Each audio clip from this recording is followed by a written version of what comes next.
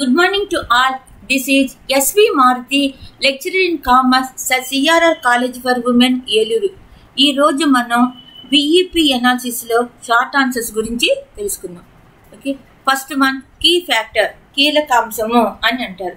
The main objective of a business unit is to maximise profits, but there is always something that prevents an enterprise from earnings unlimited profits.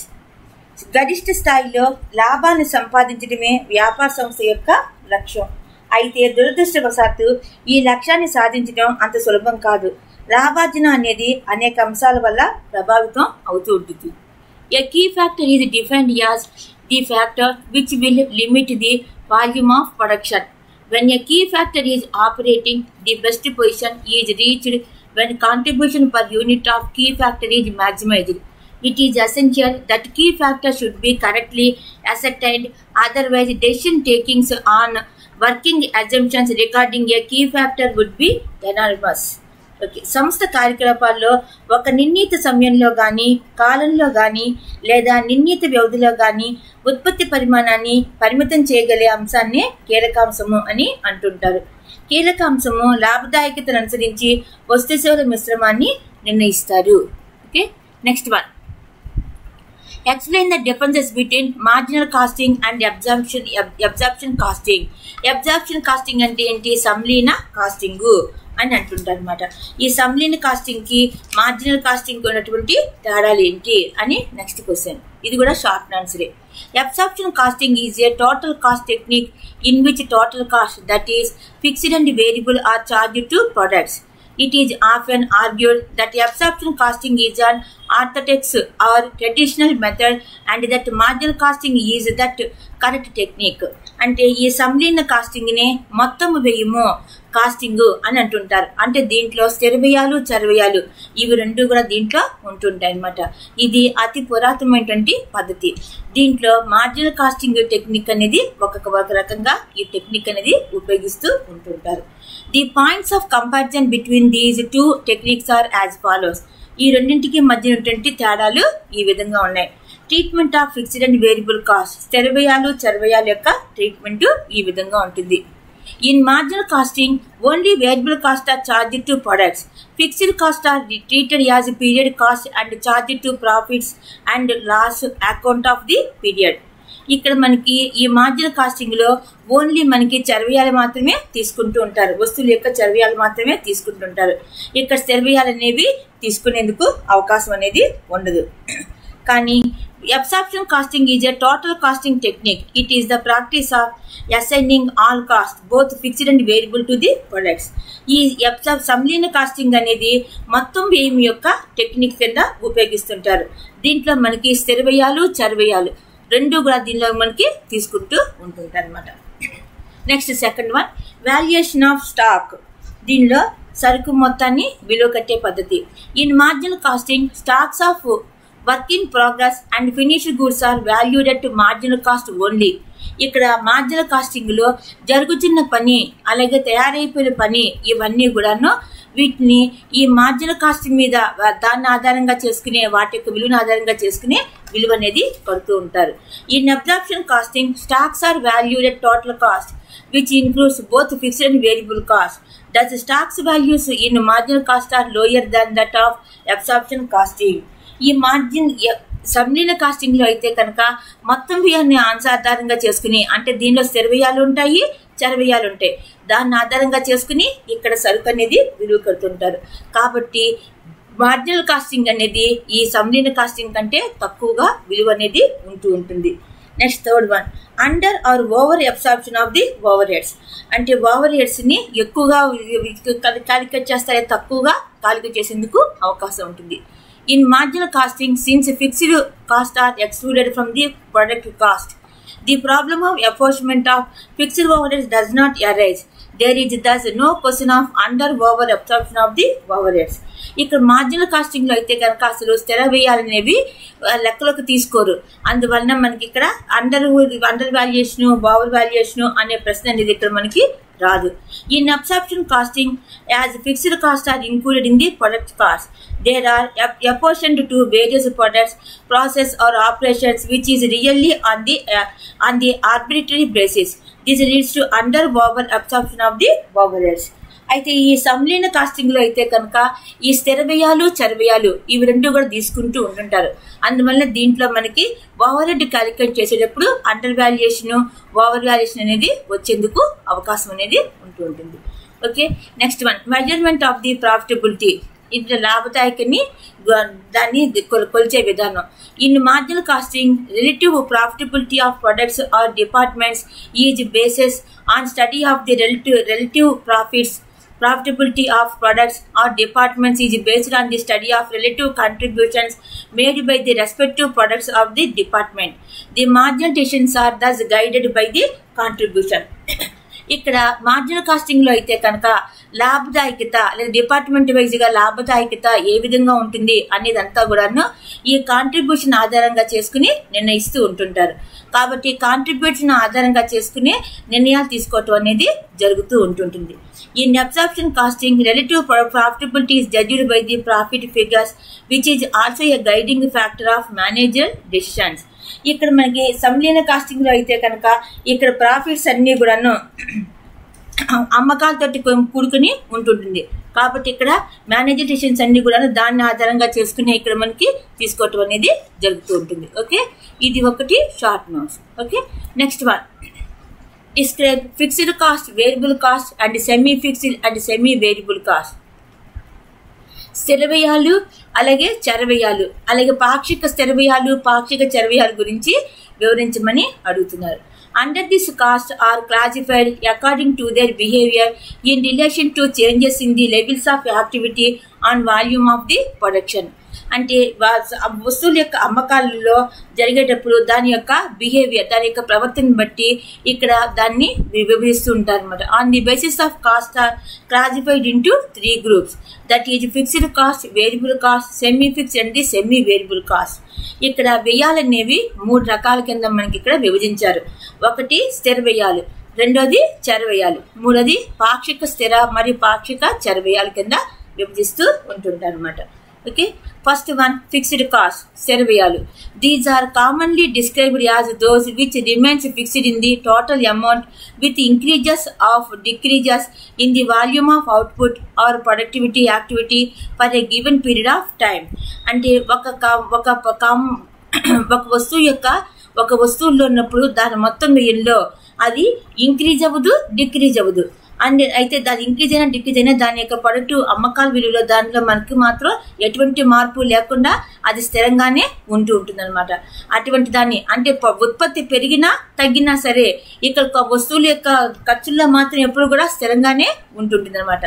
అటువంటి దాన్ని ఏమని పిలుస్తుంటాం? Fixed cost, స్థిర వ్యయాలు అని అంటుంటాం. For example insurance of factory buildings, rent and etcetera. అంటే ఒక factory building యొక్క అద్దె అలాగే ఇన్సూరెన్స్, బీమా ఇవన్నీ దీనికి ఎగ్జాంపుల్స్ కింద చెప్తుంటాం. సెకండ్ వన్ వేరియబుల్ కాస్ట్, చర వ్యయాలు. Variable cost are those which vary in total in direct proportion to the volume of the output. అంటే ఒక వస్తువు యొక్క అమ్మకాలు ఉత్పత్తిలో మార్పులు వస్తున్నప్పుడు దాంట్లో ప్రత్యక్షంగా ఇక్కడ కూడా మార్పులు అనేవి వస్తూ ఉంటాయి. అంటే ఉత్పత్తి మారుతున్నప్పుడు ఇవి కూడా ఇక్కడ మారుతూ ఉంటాయి అన్నమాట. అటువంటి వాటిని చర వ్యయాలు అని అంటున్నాం. These cost per unit remains relatively constant with changes in the production. ఇక్కడ కాస్ట్ పర్ యూనిట్ ఒక యూనిట్కి అయినటువంటి వ్యయం మాత్రం ఎప్పుడు కూడా స్థిరంగానే ఉంటుంటుంది అనమాట. For example direct materials cost, direct labour cost, power and repairs and etcetera. ప్రత్యక్ష మెటీరియల్కి అయినటువంటి వ్యయము, ప్రత్యక్ష శ్రమకి అయినటువంటి వ్యయము, అలాగే పవర్ విద్యుత్ శక్తి, అలాగే రిపేర్స్ ఇవన్నీ కూడా దీనికి ఉదాహరణ కింద చెప్పొచ్చు అనమాట. Next third one semi fixed and semi variable cost, పాక్షిక స్థిర మరియు పాక్షిక చర వ్యయాలు. These are those which are partly fixed and partly variable. అంటే దీంట్లో కొంతేమో స్థిర వ్యయాలు ఉంటాయి, కొన్ని ఏమో చర వ్యయాలు అనేవి ఉంటుంటాయి అనమాట.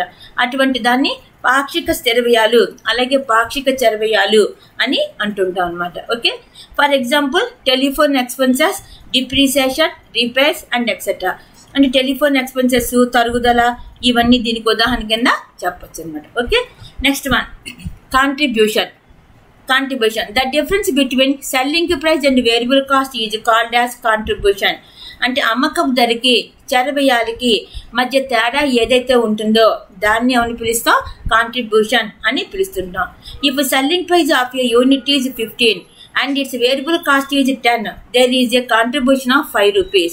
ఇక్కడ ఒక అమ్మకపు ధర 15 రూపాయలు అనుకున్నాం అనుకోండి, దాని యొక్క చరవ్యయాలు ఒక 10 రూపాయలు అనుకున్నాం అనుకోండి, అప్పుడు కాంట్రిబ్యూషన్ ఎంత వస్తుంది అనమాట?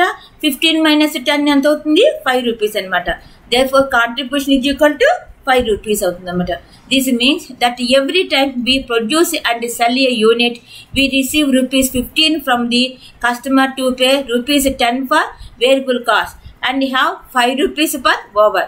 అంటే మనం ఒకవేళ ఒక వస్తువుని మనం అమ్ముతాము అనుకున్నప్పుడు ఆ వస్తువు యొక్క పర్ యూనిట్ ధర 15 రూపీస్ అయితే దాని యొక్క చరవ్యయాలు ఎంత అనమాట? 10 రూపీస్ అనమాట. అప్పుడు మనకి ఎంత వచ్చిందన్నమాట? కాంట్రిబ్యూషన్ కింద 5 రూపాయలు అనేది వచ్చింది. This 5 rupees is of course not profit. దీన్ని లాభం అని అనకూడదు. Since the fixed cost remains unpaired. ఎందుకంటే దీనిలో మనకి స్థిర వ్యయాలు కూడా ఉంటాయన్నమాట. ఆ స్థిర వ్యయాలను మనం ఇంకా పే చేయలేదు కాబట్టి ఆ వచ్చింది మనం ప్రాఫిట్ అంటానికి వీల్లేదన్నమాట.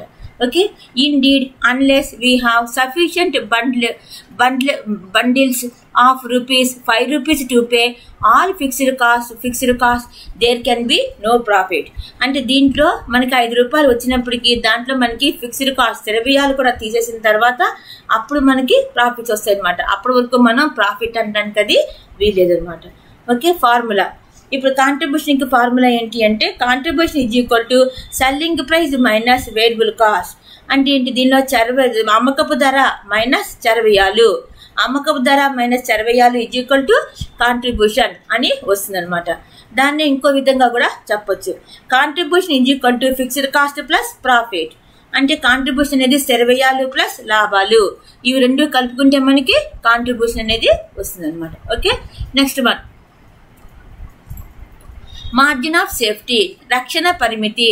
ఇది కూడా షార్ట్ నోట్స్ కి ఇస్తుంటా అనమాట. చూడండి, the margin of safety is the difference between actual sales and the sales of at the BEP point. అంటే మార్జిన్ ఆఫ్ సేఫ్టీ అంటే ఏంటి? యాక్చువల్ సేల్స్, వాస్తవంగా వచ్చినటువంటి అమ్మకాలు, అలాగే బిఈపి పాయింట్ దగ్గర ఉన్నటువంటి అమ్మకాలు, ఈ రెండింటికి మధ్య తేడా ఏదైతే ఉన్నదో దాన్ని ఏమని పిలుస్తాం? మార్జిన్ ఆఫ్ సేఫ్టీ, రక్షణ పరిమితి అని పిలుస్తుంటాం అనమాట.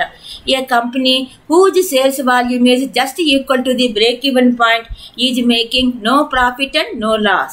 అంటే ఒక కంపెనీకి దాని యొక్క అమ్మకాలు అలాగే దానికి వచ్చినటువంటి బ్రేక్ ఈవెన్ పాయింట్ కి అక్కడ ఇవి రెండు కూడా ఈక్వల్ అవుతాయి అనమాట. అక్కడ ఈక్వల్ అయినప్పుడు అక్కడ దాని ఆ సంస్థకి ఎటువంటి లాభాలు రావు, ఎటువంటి నష్టాలు అనేవి రావన్నమాట.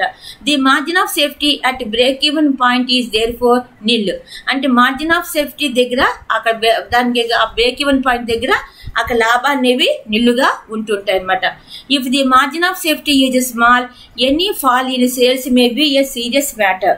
ఇక్కడ రక్షణ పరిమితి అనేది చాలా తక్కువగా ఉందనుకోండి, అప్పుడు అక్కడ మనకి అమ్మకాలు కూడా తక్కువగా ఉంటాయి అనమాట.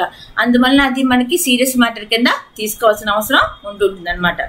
ఇప్పుడు దీనికి ఫార్ములా ఏంటి అంటే కనుక margin of safety is equal to actual sales minus BEP sales. అంటే రక్షణ పరిమితి ఈజ్ ఈక్వల్ టు వాస్తవ అమ్మకాలు మైనస్ బిఈపి అమ్మకాలు అని అది తీసుకుంటే కనుక మనకి అప్పుడు ఈ రక్షణ పరిమితి అనేది వస్తుంది అన్నమాట. ఓకే, ఇది ఒకటి short notes. Okay, next one PV ratio. PV ratio అంటే ప్రాఫిట్ వాల్యూమ్ రేషియో. అంటే ఏంటి? దీన్ని లాభము మరియు అమ్మకాల నిష్పత్తి అని అంటుంటాం అనమాట. Profit volume ratio or PV ratio is useful guide in the determining the profitability of the business. అంటే ఈ పివి రేషియో అనేది ఒక సంస్థ యొక్క లాభదాయకత ఏ విధంగా ఉంది అని నిర్ణయించడానికి ఇది ఉపయోగపడుతూ ఉంటుంటుంది. This ratio shows the relationship between the contribution and sales. ఇది ఏం చెప్తుంటుందంటే ఒక సంస్థ యొక్క అమ్మకాలకి మరి అదే విధంగా కాంట్రిబ్యూషన్ ఈ రెండింటికి మధ్య సంబంధం ఏ విధంగా ఉంది అని తెలుసుకునేందుకు ఈ పీవీ రేషియో అనేది ఉపయోగపడుతుంటుంది. And is usually expressed in the percentages. దీన్ని ఎప్పుడు కూడాను పర్సంటేజ్లో దీన్ని ఎక్స్ప్రెస్ చేయాలన్నమాట. A formula for computing PV ratios is given below. PV రేషియోకి ఫార్ములా ఏంటి అంటే కనుక PV ratio is equal to contribution by sales into 100. PV ratio అంటే ఏంటి? PV ratio is equal to contribution by sales into 100. అంటే ఏంటి? Contribution by అమ్మకాలు into 100. దీన్ని పర్సంటేజ్లోనే చెప్తుంటాను అనమాట. దీన్నే ఇంకో రకంగా కూడా చెప్పొచ్చు అనమాట. PV ratio is equal to sales minus variable cost by sales into 100. అంటే ఏంటి? అమ్మకాలు మైనస్ చర వ్యయాలు బై అమ్మకాలు ఇంటూ 100 అని చెప్తుంటాను అనమాట.